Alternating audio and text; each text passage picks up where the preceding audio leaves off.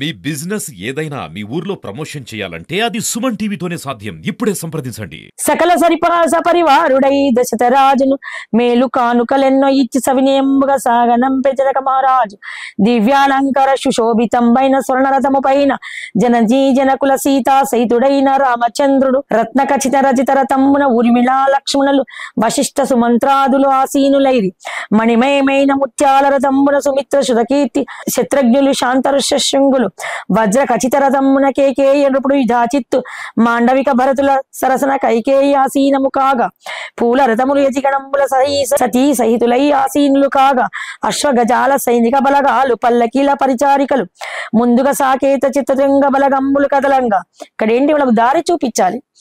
ఈ జనక పరివారం మిథిలానగర పరివారం అంతా కూడా కొత్త కాబట్టి అయోధ్య ముందుగా అయోధ్య వాసుల సైన్యం అంతా ముందుగా వెళ్ళింది.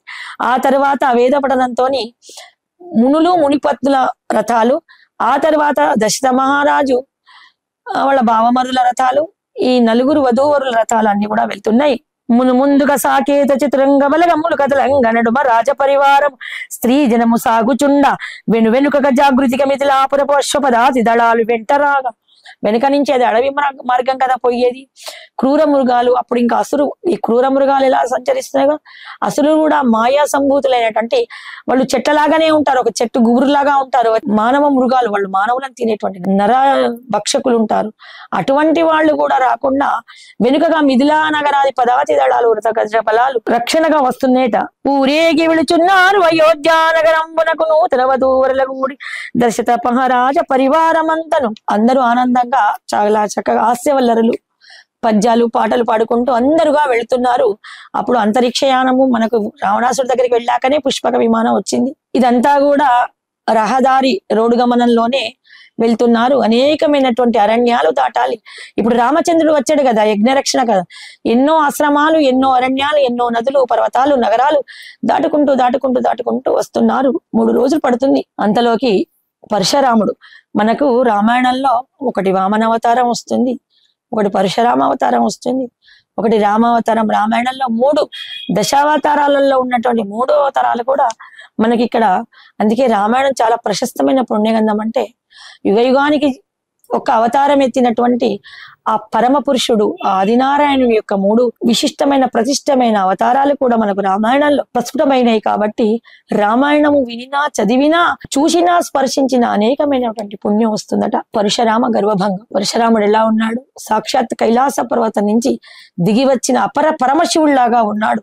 మనకి ఇప్పుడు వచ్చేది మహాశివరాత్రి, శివుని యొక్క రూపమా అన్నట్టుగా ఉన్నాడు పరశురాముడు. ఆనందోత్సాల తేలి సాగుచున్నది పూల తేరుబోలే పరిహాసాల వచనాల సాకేత పరివారం పరమానందభరితమై అత్యధికమైన సంతోషము వచ్చినప్పుడు బాధ రేఖ కొంచెం, అంటే దైవ బలం ఉంటే అది ఈజీగా తగ్గిపోతుంది, చాలా సులభంగా సుసానంగా తొలగిపోతుంది.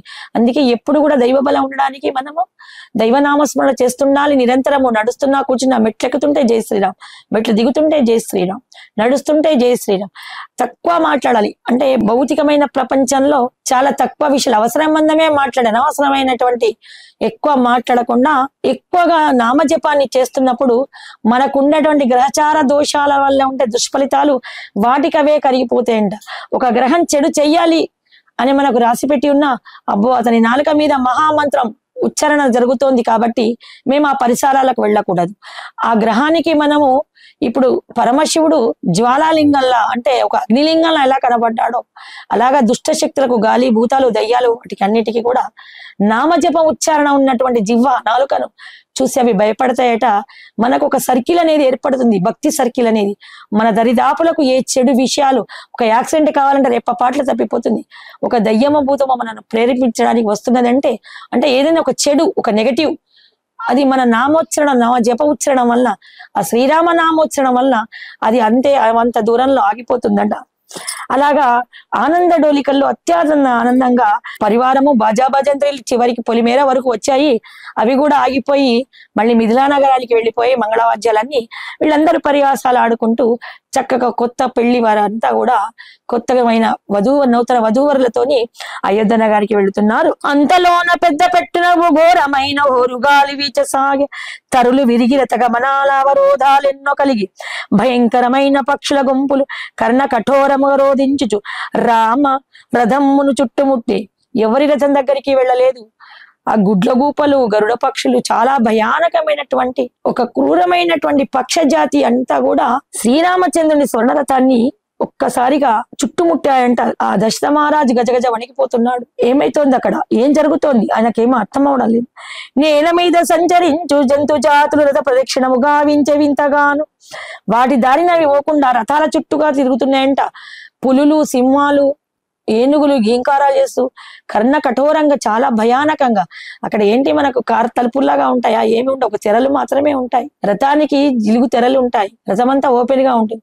అలాగా వణికిపోతున్నారంట పిల్లలందరూ కూడా. చెదిర ఉదయానరము దిగి దిగుల మునిగి వణుకుతూ వేగాన వశిష్ఠుని చేరి దీనవదుడై పలికె దశరథ మహారాజు, ఏమీ అపుశకనము గురువరియాయని దగ్ధిత స్వరంబున పలుకు దశరథునిగాంచి భయోత్పతాన్ని అవగతము చేసుకునచు దశరథుని ఊరడించి పలికే ఈనకుల గురు వశిష్ఠ మహర్షి. ఆయన కూడా భయం కలుపుతుంది. ఈ భయానకమైనటువంటి ఉరుము మెరుపులు లేని చిమ్మ చీకటి గ్రమ్మడం ఏంటి, ఈ పక్షులన్నీ రథాలకు అవరోధంగా రథగమనాలను ఆపడం ఏంటి, ఏదో కీడు సంభవిస్తోంది. కానీ ధైర్యాన్ని వీడలేదు వశిష్ఠ మహర్షి. ఆ దశరథ మహారాజుకు ధైర్యాన్ని చెప్తున్నాడు. ఏమీ పర్వాలేదు, జంతు ప్రదక్షిణ శుభసూచకంగా ఉంది, కానీ పక్షి గమనాలు కొంచెం అశుభాన్ని ఏదో సూచిస్తున్నాయి. కాబట్టి మీరేమీ భయపడకండి, చూద్దాము ఏం జరుగుతుందో, మీరందరూ నిశ్చలంగా ఉండండి అని అంటున్నాడు. పక్షుల చేతనలు భయము గొలిపిన గాని జంతువుల ప్రవర్తనం జయ సంకేతము తెలిపే, భయము వలదు ఏమి కానున్నదో గరుదము ఇచ్చట కాసేపు విషమించదమనుచు. ఎప్పుడైనా మనకు ఇక్కడ రామాయణంలో తెలుసుకోవాల్సింది ఏదైనా అపాయము సూచిస్తున్నది అని అన్నప్పుడు అక్కడ ఆగిపోవాలి. మనకు మొన్న రోజు కూడా ఒక రోజు చెప్పాము, మన మోక్షం గుండా విశ్వేశ్వరయ్య ఆయన సైంటిస్ట్ పట్టాల మీద ఉన్నటువంటి రైలు పట్టీల మీద వెళ్తున్న ట్రైన్ ను ఆపినప్పుడు ఆంగ్లేయులందరూ కూడా అతన్ని బాగా దండించడానికి మాట్లాడారు. కానీ కొన్ని నిమిషాల వ్యవధిలోనే అక్కడ పట్టాలు తప్పిపోయి ఉన్నాయి, పెద్ద ఘోరమైన యాక్సిడెంట్ జరిగి జన నష్టం బాగా జరిగేదని తెలుసుకున్నారు. అటువంటి నిష్ణాతులను, చాణక్యులు లాంటి మేధా సంపత్తి ఉన్నటువంటి శిశువులను గన్నటువంటిది భారతదేశం. మన భారతదేశం ఘనత నాటి నుంచి ఋషుల కాలం నుంచి నేటి వరకు ఎంత సురద్రుపులు.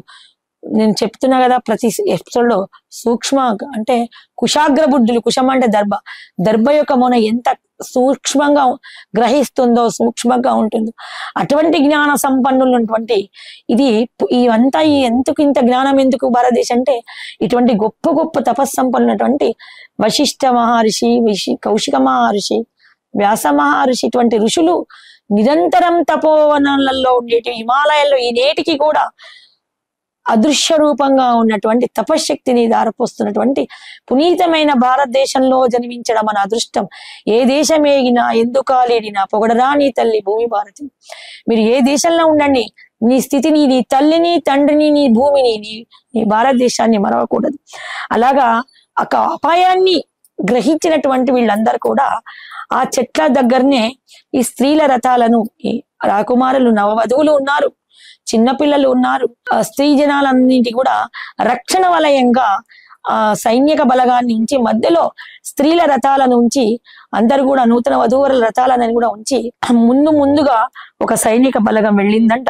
రథములన్నీ వలయాకారమున స్థిరమున నిలిపి స్త్రీ జనుల భద్రత కల్పించి ఆయుధదారులై సైనిక బలగంబులు హోరుగాలి ఉదుతానికి రాచ పరివారం అంతను ధీరులై బీరులై దుమ్ముధూళి సోకి మూర్ఛనొందినారు. ఆ చిన్న గాలి కాదు, రథాలను ఊపేస్తోంది, కొన్ని రథాలను లేపుతోంది. అంత బరువైన రథాలు ఒక స్థానం నుంచి ఒక స్థానానికి పడిపోతుంటే గట్టిగా ఆ రథ స్తంభాలను పట్టుకుంటున్నారంట. దట్టమైన నల్లని ధూపమేదో సూర్యుని గ్రమ్మినటులగా చిమ్మ చీకటి పట్ట పగలు అలుముకుంది పుడమినంత. సుతులు నలుగురు దశరథ మహారాజు వశిష్ఠాది మునుజనులు తప్ప సమస్త జగము జడీభూతమై సర్వ సైన్యములు సుహను కోల్పోయి ముందుగా వెళ్ళే సైనిక బలగాలు. కానీ అక్కడ వస్తున్న అఖండ ప్రచండ వాయువు, అపరరుద్రుడు చాలా కోపంగా వస్తున్నాడు హిమాలయాల నుంచి. 1 యోజన దూరం 1 అడుగు పడుతోంది. పరశురాముడు వస్తున్నాడు. 1 యోజనం అంటే ఎంత, 1 కిలోమీటర్ దాటి, 1.5 కిలోమీటర్. ఒక్క అడుగు అంత దూరంగా వేస్తున్నాడంటే జటాముకుట మండల దారి. అటువంటి ఆ నడకకు ఆ సమస్త జగము జడీభూతమై అంటే స్థాణువై ఒక రాయిలాగా పడిపోయి సృహదప్పి పడిపోయారట సకల సైన్య బలగాలంతా కూడా. ఇక్కడ ఎవరున్నారు? ఒక్క దైవ శక్తులైనటువంటి మహావిష్ణువు, అతని శంకు చక్రాల అయినటువంటి ఆదిశేషుడు, శంకు చక్రాలైనటువంటి రామ లక్ష్మణ భరత శత్రుఘ్నులు, వశిష్ఠ మహర్షి, దశరథ మహారాజు మాత్రమే తెలివితో ఉన్నారు, సృహను కలిగి ఉన్నారు.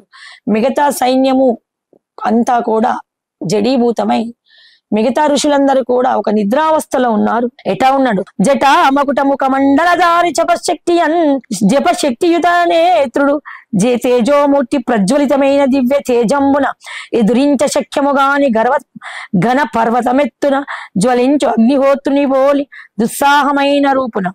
ఒక అగ్నిశిఖ ఆకాశమంతా మండుతున్నటువంటి ఒక అగ్ని పర్వతం నడిచి వస్తున్నట్టుగా దరిదాపులకు అంత పెద్దగా ఆయన రూపం కనబడతలేదు, ఒక జ్వాలనే కనబడుతోంది, తపజ్వాల అదంతా. సామాన్యులు మాత్రం అతన్ని చూడజాలరు. సామాన్యులు చూడ శక్యము గాని ఆ తేజము గండ్రగొడ్డలి ధరించిన బలమైన భుజము మెరుపులు వేలు గుంపులైన దివ్య ధనస్సు కరాన శ్రేష్టమైన శరాలు వేలు ధరించి త్రిపుర సంహారమున నుంచి అపుర శివుని బోలే పరమ భయంకరుడై గోచరించే పరశురాముడు. పరుషము పట్టినవాడు కాబట్టి పరశురాముడు. ఆయన పేరు భార్గవరాముడు. ఎందుకు పరుషాన్ని పట్టాడు? మనకు పరశురామ చరిత్ర చదువుకున్నాము. కార్తవీర్యార్జునుడి యొక్క దుస్సాహాన్ని, దురహంకారాన్ని ఆయన బ్రాహ్మణ హత్య చేశాడు కాబట్టి అతను సమిధులకై వేటకు వెళ్ళినప్పుడు తండ్రిని, అన్నదమ్ములను, తన శిష్యుని మిత్రులందరినీ చంపాడు కాబట్టి తండ్రిని చంపలేదు. ఆ శిష్యగణాలను, తన మిత్రులను సంహరించినటువంటి కార్తవీర్యార్జుని మీద కోపంతో క్షత్రియ వంశాలను నాశనం చేయడానికి ఏ చెట్లనైతే నరుకుతున్నాడో, పరుషం అంటే గొడ్డలి, అదే గొడ్డలితోని 21 రకాలుగా దండయాత్రలు చేసి క్షత్రియ వంశాలను నిర్వంశం చేశాడు. ఒక్క దశరథ మహారాజుకు, కైకేయకు, కౌసల్యకు సౌభాగ్యవతిగా వరమిచ్చినందుకు ఒక్క దశరథ మహారాజుని మాత్రమే రక్షించాడు. నాటి నుండి నేటి వరకు కూడా క్షత్రియ వంశం అంతా కూడా సూర్య వంశమే, దశరథ మహారాజు యొక్క వంశమే మనం పదే పదే చెప్పుకోవాలి గుర్తుండడం కోసం. అలా ఎట్లా ఉన్నాడు? త్రిపుర సంహారానికి త్రిపురాసురులు అనే 3 రాక్షసులను, ఆ త్రిపురాసులు అంటే పర్వతాలకు రెక్కలు గల పర్వతాలు, అవి ఎగురుకుంటూ అంటే రాక్షస రూపాలు పర్వతాకారంగా ఎగురుకుంటూ వచ్చి అనేకమైనటువంటి ఋష్యమూక గణాలను, ఋషులను, మునులను చంపివేశాయి. దేవతా లోకాలను గణగణాడించాయి. అప్పుడు పరమశివుడు ఒక పెద్ద విల్లును తయారు చేసుకొని ఆ దండంతో అనేకమైనటువంటి అససంహారం నుంచి త్రిపురాసురుని చంపించినటువంటి ప్రళయకాల రుద్రుడు ఎట్లా ఉంటాడు? శివరాత్రి రోజు కూడా ప్రళయ తాండవం చేస్తాడు. మనకు మహాపురాణం చెప్పుకుంటే శివరాత్రి చరిత్ర చాలా ఎక్కువ ఉంది. లింగోద్భవమైనాక పార్వతి శక్తి స్వరూపిణి అయినట్టు పార్వతిని పాణిగ్రహణం చేశాక ప్రళయ తాండవం అంటే ఆ లోపల ఉన్నటువంటి కాలకూట విషాన్ని విజృంభణకు భూమి మీద ఆగకుండా ఎగిరెగిరి పడుతుంటాడు లోపల విష జ్వాలకు, ఆ వేడికి. అప్పుడు గంగాదేవి చల్లటి శీతలమైనటువంటి జలధారతోని చల్లపరుస్తుంది. అక్కడ ఉన్నటువంటి చితాభస్వం అంతా రాసుకున్న భస్వం ఏంటంటే ఇప్పుడు ఈ ఎండాకాలంలో చాలా మంది చిన్నపిల్లలకు వేడి కురుపులు అమ్మవారుగా ఉంటాయి. అప్పుడు విభూదిని అంటే గోమయంతో చేసిన పిడుకల విభూది, కచికల గోమయంలో ఉన్నటువంటి ఆయుర్వేదిక శక్తిని, ఆ విభూదిని జల్లించి నీళ్లు కలిపి ఆ వేడి కురుపుల మీద పూస్తుంటే చల్లగా అయిపోతుంది. తామరాకు తూడలు, తామరాకు రసాన్ని, వేపాకులో ఉన్నట్టు చల్లదానం వల్ల ఈ వేడి తగ్గుతుంది. అమ్మవారు కూడా ఈ దేవీ నవరాత్రులు, శివరాత్రి రాత్రిదే, దేవీ నవరాత్రులు రాత్రివే.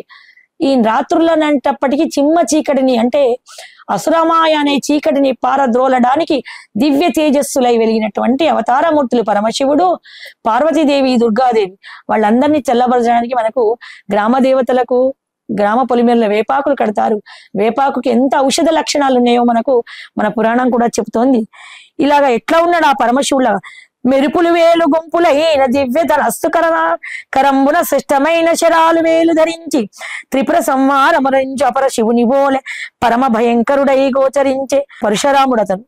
మునిగణమ్ములన్నీ ముక్త కంఠానస్తుతించి అర్ఘ్యపాద్యములిచ్చి అర్చించి భార్గవరాముని పూజలందుకొని జమదగ్నిసుతుడు రామ దశత్రజేరి పరసించి పలికినిటిలా. ఆయనకు ఒక మాయాని కమ్మింది. రాముడు మహావిష్ణు తేజం అని తెలుసుకున్నాడు. కానీ అక్కడ ఏంటంటే తన శివధనస్సు, తను ఆ జనక మహారాజు ఇంట్లో ప్రాణప్రతిష్ఠ చేసినట్టు శివధనుస్సును ఇతను విరుస్తాడా? రాముడు విల్లుని విరవలేదు, విల్లుని ఎక్కుపట్టాడు. అది చీకపై ఉండడం వల్ల విరిగిపోయింది. అది గ్రహించినటువంటి పరశురాముడు, అంటే ఇక్కడ ఒకటి అవతార మోక్షము, అవతార తత్వము తెలవడానికి కేవలము మన జనుల కోసమే ఇటువంటి సంఘటనను చిత్రీకరించాడు వాల్మీకి మహర్షి. ఓహో రాముడవని నా పేరు నిలిచిన నీవేనా, శివచాపమెత్తి నిలిచిన చౌర్యవంతుడవని వింటినే, పరశురాముని పరుషపు వాక్కులకు ప్రణమిల్లి పలికే రామచంద్రుడు వినయమున. ఆయనేమో మండుతున్న సూర్యునిలా ఉన్నాడు, ఈయనేమో కరిగిపోతున్న ఇలా చల్లగా వెన్నలా ఉన్నాడు. రెండు రామావతారాలు. ఇది శాంత స్వరూపమైన రామావతారము, అది ఉగ్రరూపమైన భార్గవ రామావతారం.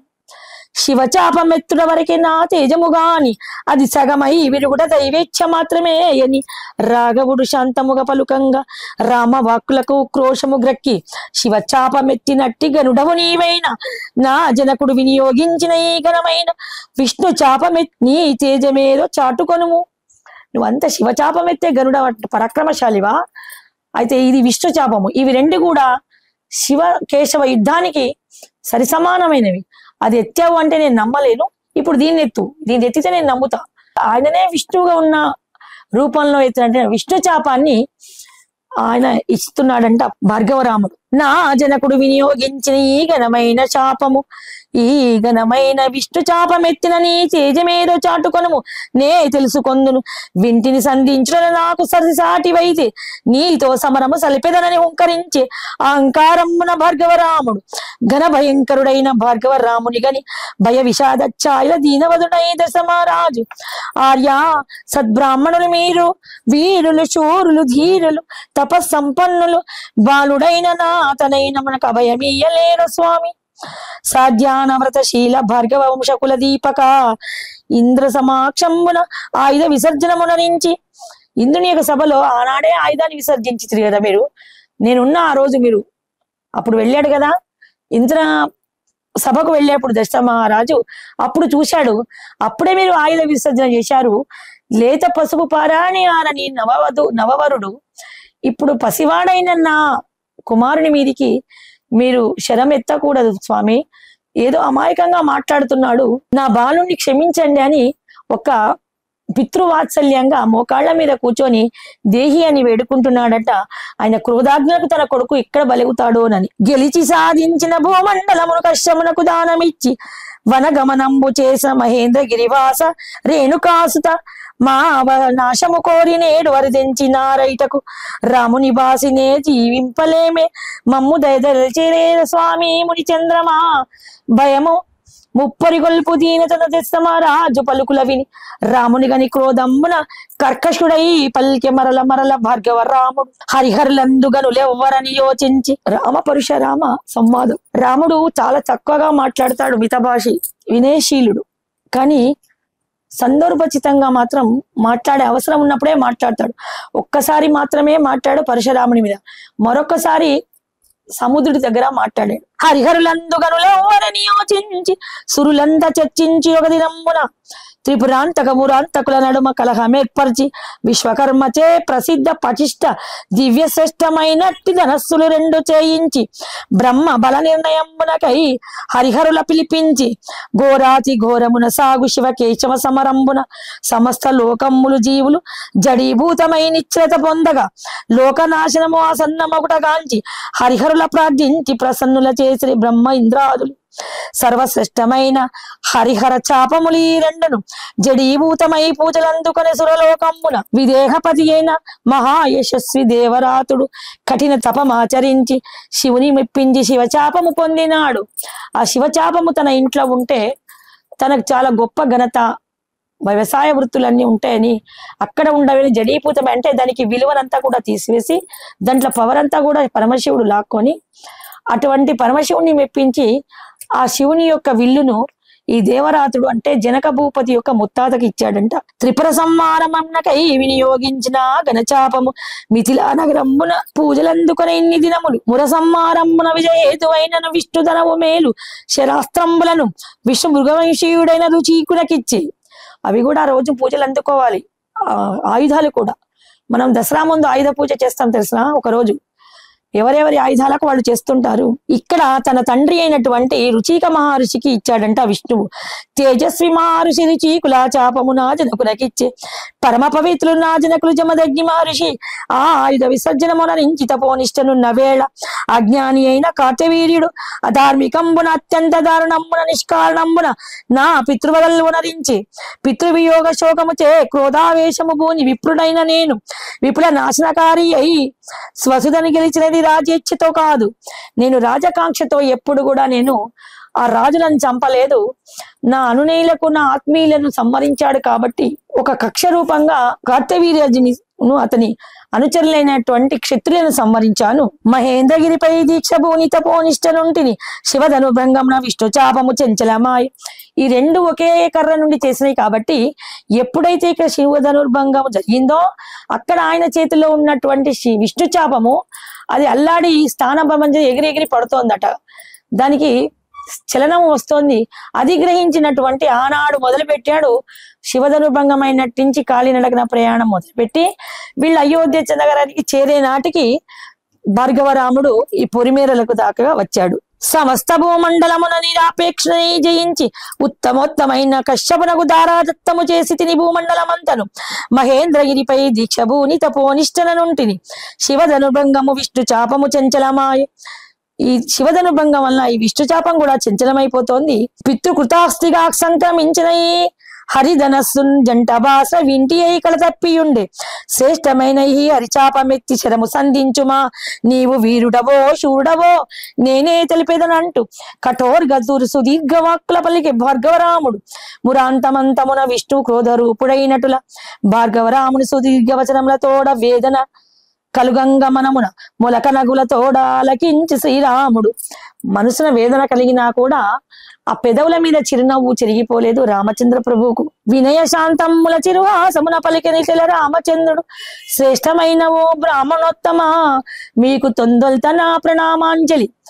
నమస్కారం చేస్తున్నాను ప్రభు. పితృణము తీర్చుకున్న పుత్రులు మీరు కావున ఘనకీర్తులైన మీరెంత అభినందనీయులు ఘనశ్రేష్ఠులు. మీకులాగా పితృభక్తి ఎవరికి లేదు స్వామి. పితృరుణాన్ని తీర్చుకున్నటువంటి పుత్రులు మీరు, మీకు శతదా వందనాలు అని అంటే ఒక నమస్కారం చేశాడు వినయపూర్వకంగా తలవంచి. సుచిత్రియుడైన నన్ను క్షాత్ర పరీక్ష కోరినారు. ఎవరికైతే మంచి సుక్షత్రియుడు అంటే క్షత్రియుని క్షాత్ర పరీక్ష కోరితే వాళ్ళని అవమానించు. నువ్వు ధీరుడువా భీరుడు అంటే పిరికి పందవా పిరికిలా వాళ్ళగా పారిపోతున్నావు అనకూడదట. నా క్షాత్ర పరీక్ష ఏడో నేను నిరూపించుకుంటాను అని నన్ను క్షాత్ర పరీక్ష కోరినారు మీరు పరాశించినను పలక కొన్నను అవమానించి తిరినేడు.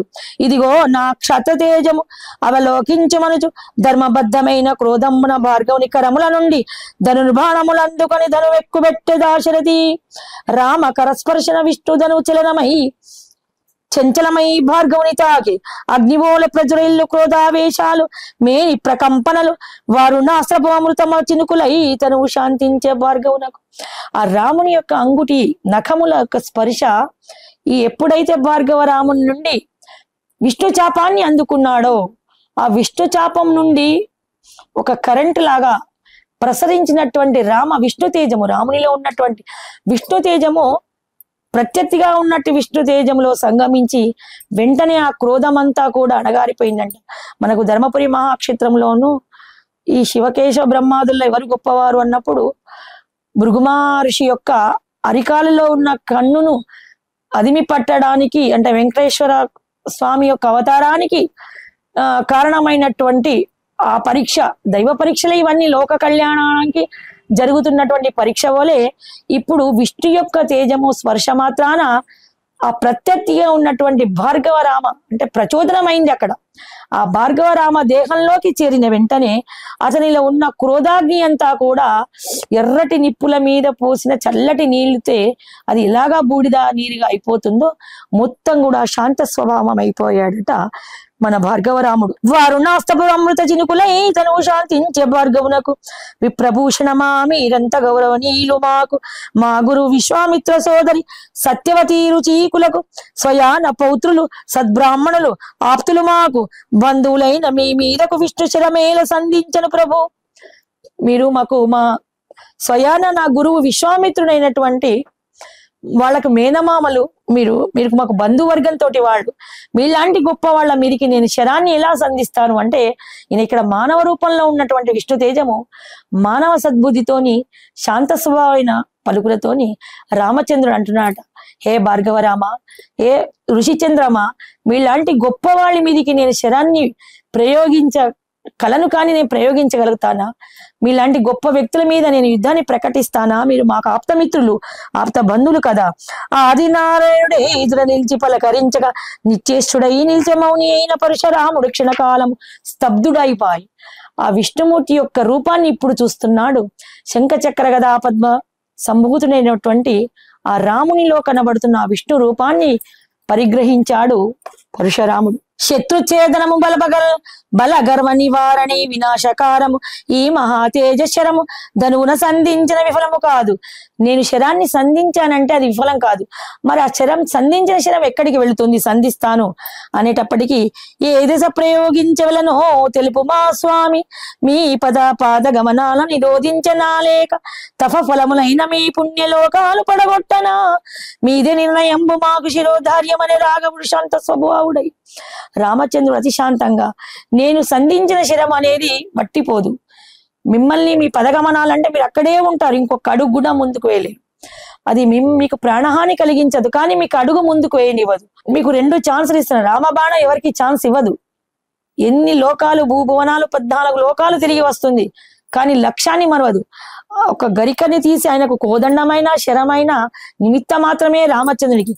ఒక గరిక పోచను చేసి విసిరినా అది 14 లోకాలు చుట్టి వచ్చేటంట బలతేజం ఉన్నటువంటిది.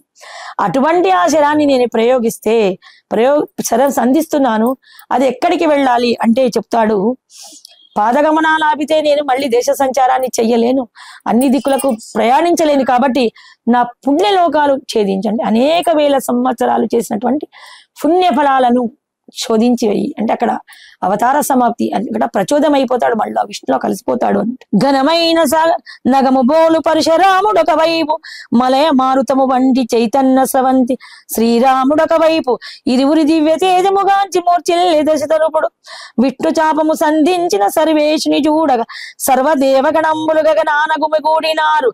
అద్భుతమైన శ్రీరామ మహాపరాక్రమం తిలకించగా తరలి వచ్చిరి సిద్ధ చరణ గంధర్వ అప్సర కిన్నెర కింపురుష యక్ష రాక్షస కేచరీగణమ్ములు. ఆ పైలోకాల ఉండేటువంటి దేవతాగణాలు అనేకమైనట్టి రకరకాల, మనకు వర్ణాలు ఎలాగో భూలోకంలో మనుష్య జాతిలో అనేక రకమైన కేచర గణాలన్నీ, సిద్ధగణాలు, చరగణాలు, గంధర్వగణాలు అందరు కూడా ఆకాశాన్ని చేరి 2 విష్ణు స్వరూపాలు కలహాలు పడుతున్నాయా అనేటువంటి ఒక ఉత్సాహంతో ఆకాశ మండలంలో సంచరిస్తున్నాయట. ఒక జ్వలితమైన నక్షత్ర మండలమై సర్వచరాచర జగత్తు అంతయు జడీభూతమాయే. మామూలు మనుషులందరూ కూడా శవాసదృశ్యంగా పడిపోయి ఉన్నారు. చివరికి దశరథ మహారాజు కూడా ఆ దివ్య తేజస్వరూపాలను చూడలేక మూర్ఛిలినాడట. నిర్వీర్యుడు నిస్తేజుడు నిలిచే పరశురాముడు రామచంద్రుడు బాణాన్ని శరమును సంధించాడు. ధవళాంబుజాక్షుడు మహా తేజస్వరూపుడు దశరథునిగాంచి నిర్వేదన పలికే భార్గవుడు. ఆయన శరం సంధించలేదు, గాంధీవము పట్టలేదు భార్గవరాముడు. 2 చేతులు జోడించాడు, రాముడు మాత్రం బాణం సంధించాడు. విష్ణు తేజము ధరించిన మే దివ్య రూపము గంటినయ్యా, నాశన రైతుడవు మధుసూదనుడవు అరివి నీవే, అచ్యుతానంతా గ్రహించి తినిమి నిజ రూపమును. సురశ్రేష్టమా మాధవా నీవే విష్ణుండవు జిష్ణుండవు సర్వజీవ రక్షకుండవు రామా, మీకు శుభము శుభము శుభము. ఈ భూమండలమంతకు అంతను కశ్యపునకు దారబోసి తిని నిషీదిన నేనీ ధరపైన సంచరించనని వచనమొసగి తిని. రాత్రి వేళలో మాత్రము నడుస్తాను, అది అంతా కూడా కశ్యప మహర్షికి దానమిచ్చాను కాబట్టి భూమండలం మొత్తాన్ని జయించాడు. ఆయన కంటే ఎవరు రాజులే లేరు, కానీ ఒక సద్బ్రాహ్మణుడైన కశ్యప మహామునికి దారపోశాడు కాబట్టి రాత్రి వేళ నేను సంచరించాను, ఒక పదార్థంగా ఒక రాయిగా పడి ఉంటాను అని పరశురాముడు అతని దగ్గర వరం తీసుకొని, అంటే తను మళ్ళీ అడుక్కున్నాడు కశ్యప మహామునిని. అందుకని అతనికి ఇచ్చిన మాట ప్రకారము నేను ఇప్పుడు సంధిస్తే వేగాన నేను వెడలిపోవాలి నా స్వస్థానానికి.